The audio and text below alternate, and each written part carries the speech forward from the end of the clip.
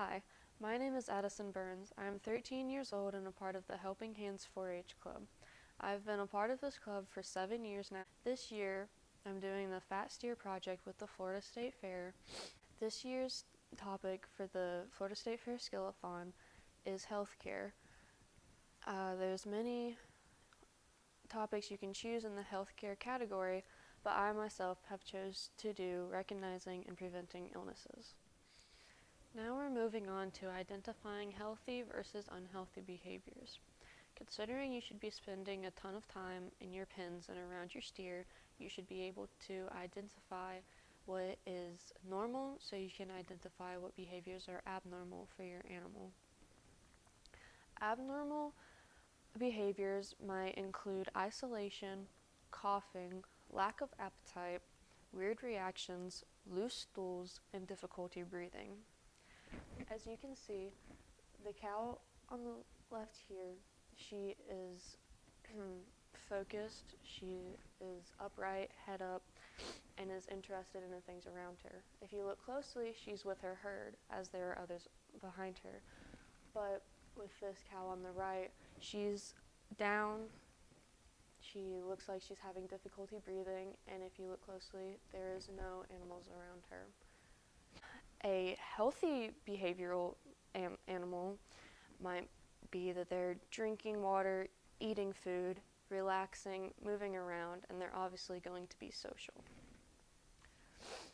Unhealthy cattle are less aware and can be found further behind the rest of the herd because of their lack of energy. According to the State Fair and the Beef Quality Assurance Program, providing proper safety for your animals is a huge limitation to illnesses and injuries, considering it can keep your animals safe from harmful chemicals, predators, and more. Whenever you get home from a show or purchase a new animal, you should always do a health check. A health check from post-show or post-purchase of an animal means that you should quarantine or check for any sickness so that you don't expose the rest of your herd to any illnesses. Whenever a cow gets sick, we must also quarantine them to prevent them from getting the rest of the herd sick. Clean environments are very important for any type of livestock because it's the basics of keeping your animal healthy. Clean food and water is mandatory. With keeping your food and water clean comes having proper feed containers. Feed barrels that have chemicals or pesticides in or around them pose a threat to the animal's health care as they could make them very sick.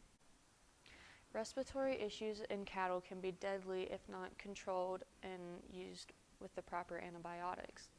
Dust and mold are the worst triggers for respiratory issues. Another very important aspect of keeping your animals healthy is having a clean and safe pen. A pen that doesn't have any intimate objects that are prone to injury are wanted. Pens that also have an excessive amount of manure are prone to disease and large amounts of flies. Clean pens frequently to prevent the buildup of ammonia or thick feces and mud.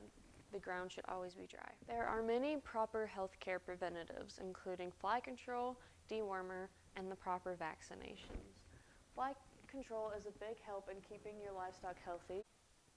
When administering dewormer or vaccinations, you should always be sure to follow the labels for dosing and withdrawal time so meat is safe for consumption post-project. You should always administer injections in the proper location. As you can see, the neck triangle is the best place to administer an injection. Keeping healthy animals and following the proper BQA practices will ensure the quality of meat and health for the consumer after the project. All cattle producers should keep good records on their herd.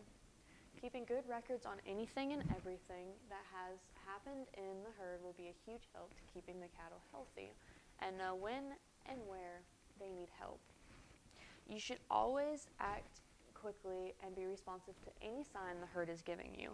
For example, respiratory issues, Respiratory issues are a huge impact on the cattle industry, and they always need to be acted quickly upon.